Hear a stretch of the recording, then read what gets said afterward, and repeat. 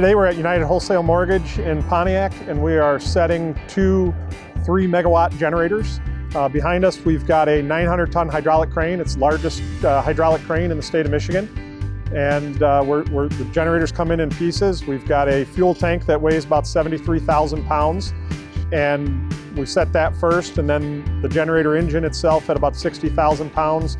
And then the radiator is the final piece that gets set. The generators we're putting in today are emergency generators for backup power if the grid power goes down.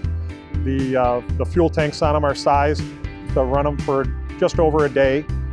But the generators, when it's at full load, are burning about 7 gallons of diesel every minute.